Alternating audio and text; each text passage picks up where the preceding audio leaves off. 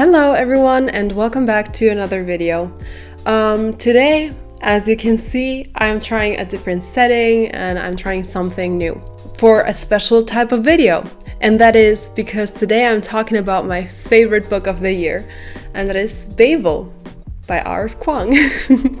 I know you've heard so much about Babel already, and if you follow me on Instagram or TikTok, both of these are Michela reads. Why did I say my name like that? Both of which are Michela reads .books. And if you follow me on there, you also know that I posted quite a lot of reels and TikToks about, this one. As you also can see, maybe if this focuses, I have a shit ton of tabs in there. I annotated so much. I tapped so much. I just related so much to this book, even though it is considered, fantasy, even though it's a bit light fantasy and not like super high, whatever. And yeah, it's also about colonialism, about identity, about, fitting in, but also finding your own way, destroying the patriarchy in a way, but not exactly. So there's actually a lot to talk about Babel, there's a lot you can discover in this. I feel like every single person who reads this book will feel differently about it in a way, will love it or hate it for different reasons. I mean, as of now, I haven't heard of anybody who's ever hated this book. Maybe I'm just on the right side of TikTok or on the right side of Instagram for that. But yeah, so I don't even know how I'm gonna do this today. I feel like I will just talk about the book a little bit. I will see if I can keep this spoiler free for maybe those of you who haven't read the book yet and maybe don't want to get spoilers. But if I don't manage to do that, I'm sorry. I will put it in the title if it's spoiler free or not, so you can see if it is or not. And yeah, so basically I knew, actually the story with Babel began way before I had the book in my hands, because when it first came out and when it first got traction on TikTok, booktube, and Instagram, all of that, I wasn't as interested, to be honest, because I read Babel, An Arcane History and the Necessity of Violence, and I was like, okay, that sounds a little bit quirky, a little bit not really exactly down my alley, and so I wasn't sure I was going to like this. And also about translation, I read the blurb. So much about that. I read the blurb and I was like, okay, it sounds interesting, but I don't know if this is exactly what I am looking for or if this is exactly what will suit me. And so I hesitated. I don't know why. Like, why would I hesitate? This is a masterpiece. If you're hesitating, don't. Just get yourself a copy and read it. Or if you don't want to buy a copy, then at least, borrow it in the library, I guess. Maybe it's already there because it's such a bestseller. It's such a, it's such a good book, actually. I feel like most libraries will have it at this point. Yeah, so much about that. So I first hesitated. Then I saw some of my favorite booktubers talk about this book, specifically Throne of Pages. She read it and she said that it was such a good book and she loved it so much and it wasn't what she expected and so on. I saw that video a while ago now, so I don't even know what she exactly said, but she sold it to me. And I was like, girl, yeah. If she liked it, because I know she probably has some similar taste in books as me, not exactly the same, but I trust her opinion. And so I got myself this book because I was super hyped. And I didn't regret it. Like, girl, I owe you my life with this, for real. It is so good. I adore it. It's my favorite book. I don't know if of the year or like ever, but it's just really up there. It's top tier because it is so intricate. It's complex yet understandable and relatable, and it doesn't seem it doesn't seem pretentious to the reader, you know? Maybe that's just me, but I felt like it was natural. The things that were happening, or how the author described certain things and certain occurrences in the book, felt natural, didn't feel forced in any way. And so, yeah, it was just super delightful to read it, and oh my god, it almost fell.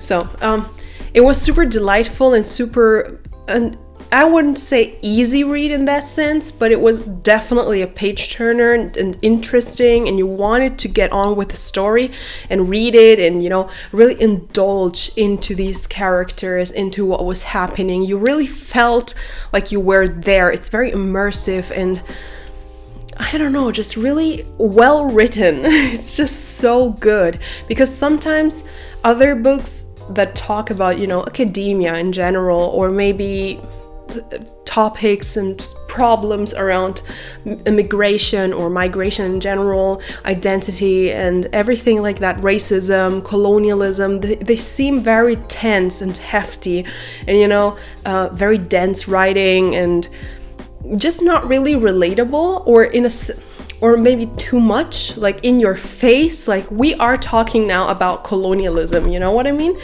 Instead, this book, obviously it talked about colonialism. I mean, that's the main topic of the book, but it was interwoven into the story. It was really a part of it. It wasn't like in your face, but the things that happened to, you know, the main characters, especially Robin, the main character, were just things that would actually happen in real life. And that certainly happened back in time when, you know, first immigrants from other countries such as China and so on went to Great Britain. But yeah, so it didn't feel so much fantasy. It felt more like real life retellings, or, you know, historical fiction in a way. So yeah, I was really enthralled, because in some parts, even though, you know, I'm not in the same circumstances, obviously, as these characters. I'm not, you know, the first woman to ever study at a university such as Oxford, or I'm not, you know, one of the four immigrants in the whole city or whatever. No, I'm just one of many in that sense.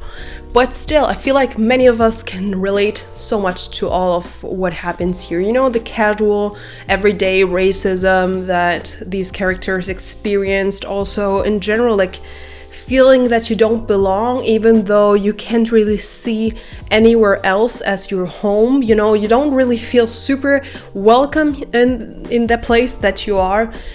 But in another aspect, that's the only home you know. So it's very polarizing in that sense. And probably not everyone will agree with that. Probably not everyone will be satisfied with the depiction of immigration and stuff like that. But I don't know. I feel like it really gave voices to people who were not listened to for a long time.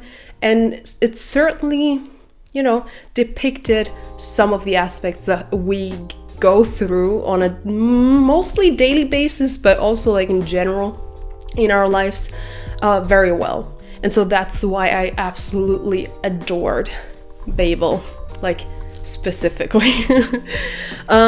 Obviously also I really enjoyed the writing per se, so it was so beautifully written. There were so many beautiful quotes and everything was so eloquently written that I was like, yeah, that is exactly what I feel, or that is so beautiful, that touches my heart, whatever.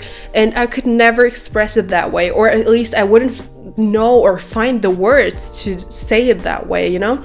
And that's just beautiful. I really loved it. He learned that London in 1830 was a city that could not decide what it wanted to be.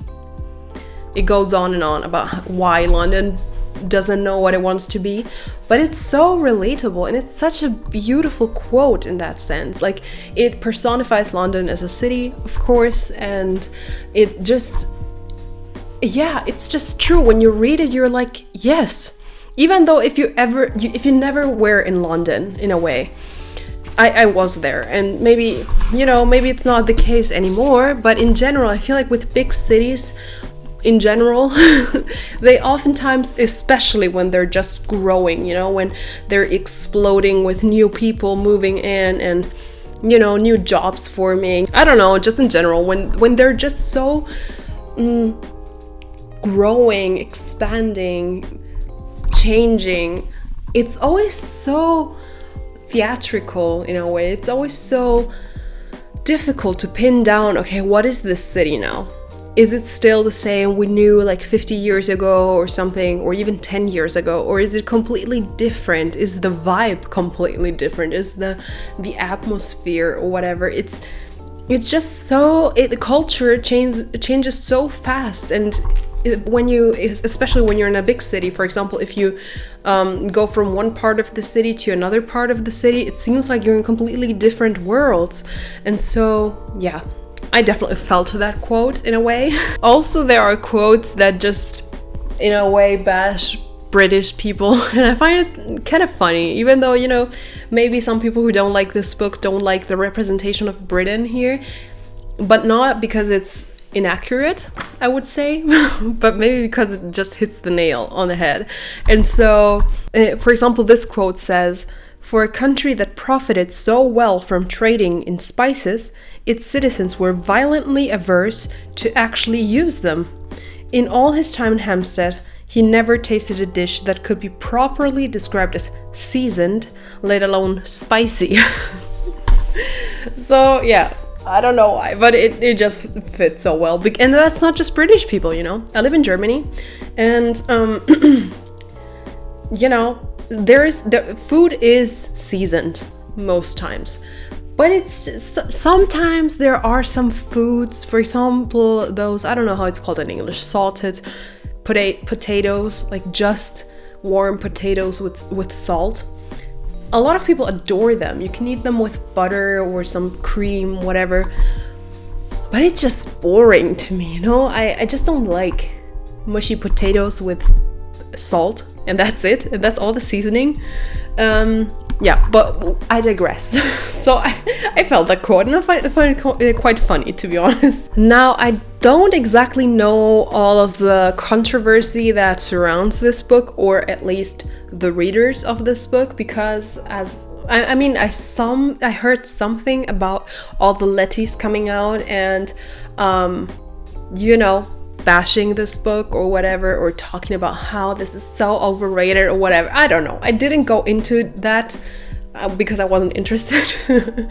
And I was like, okay, I don't know what you're talking about, but this book is great.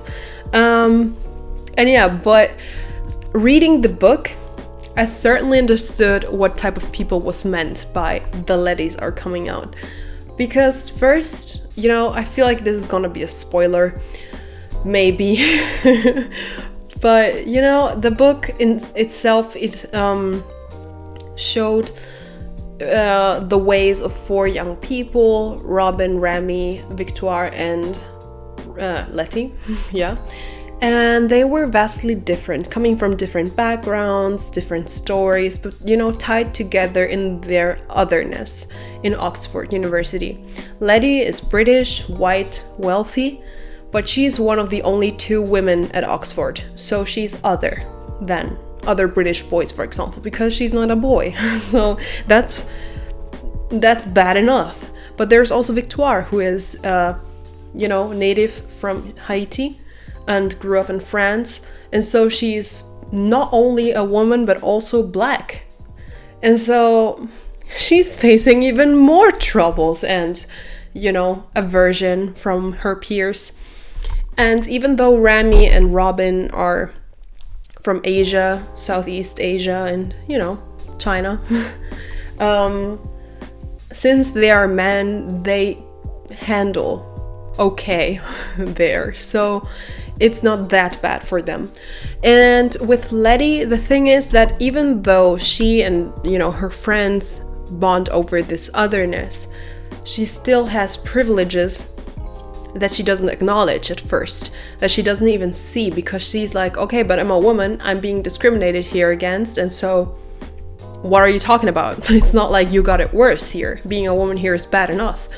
And so, you know those people who talk about being a target of discrimination and, I don't know, racial violence and whatever, or not maybe racial violence because, but who talk about being discriminated firsthand, and they're just white women.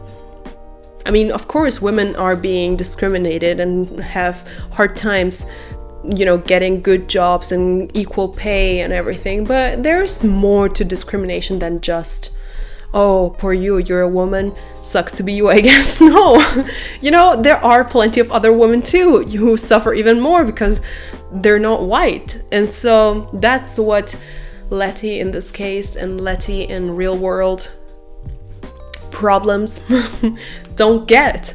And I feel like those people criticizing this book, or in general being so adamant about protecting Letty in a way, because the things that she does in the course of this story are not okay. They're just not okay. And the people that defend her, I'm like, girl, you see the problem, do you not? Like, so yeah, it's very polarizing in that way. When you're on the other side, maybe when you're on the I don't want to say colonizer side, because I'm not here to bash British people nowadays for things that happened a couple hundred years ago, but just acknowledge sometimes.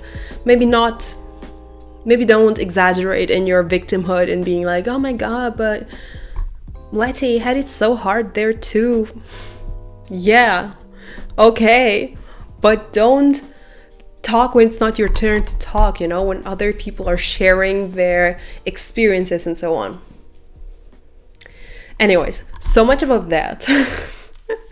It's such a good book. It tackles so many different topics. It tackles colonialism, as I said. It tackles racism. It tackles feminism, sexism, disparities in general, between men and women and between races and so on. It tackles academia as a whole. You can learn so much about linguistics in this book because they talk so much about translation in general, and you can see how much research and how much work, how much love and passion for languages and for translation went into this book. It's not just, I'm just gonna write about racism, classism, colonialism, whatever, without having prior knowledge of anything. I'm gonna pretend I'm an Oxford scholar talking about languages or something. No, you can see that there's a background of research, of knowledge, of experiences, of, really sitting down and working on this book. It's not just I wrote this in 2 weeks kind of book. It's really a hard work, a well-written, well-rehearsed, well-thought through book. And even though the plot sometimes seems a little bit predictable, but I say that very lightly, like take my word with a grain of salt. It's not exactly super predictable or anything, but the way that things unravel, especially violence, is it's not meh, but it's also not super well executed in a way. So for example, my boyfriend found the ending, or in general all the situation that unfolded in the ending, being a little bit rushed, a little bit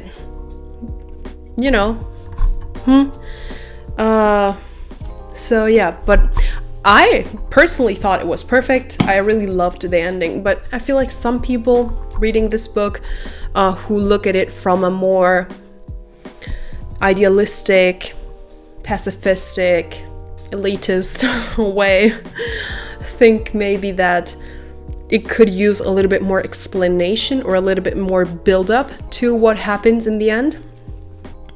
Me, on the other hand, personally, I really liked the ending. I liked how it all unfolded and how also the characters acted according to the circumstances, because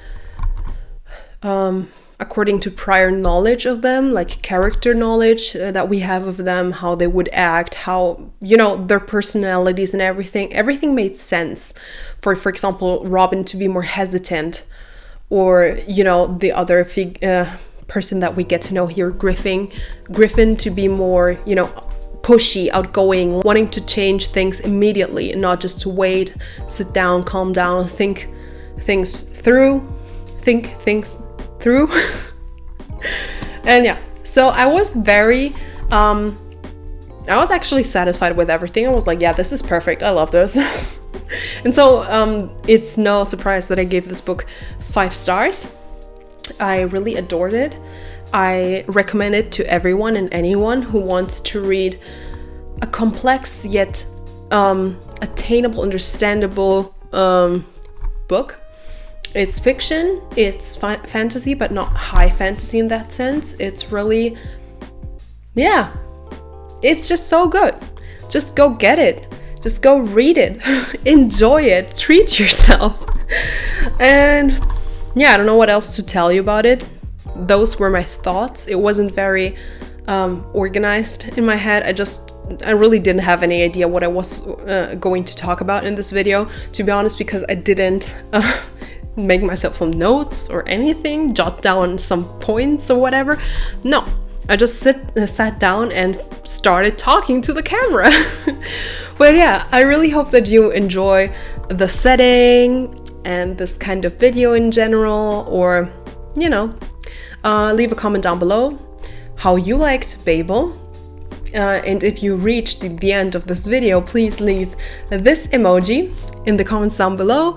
And yeah, I don't know, just tell me your opinions on the book, on this type of video, on the setting, whatever you want. Tell me about your day. And I will see you in the next one. Bye.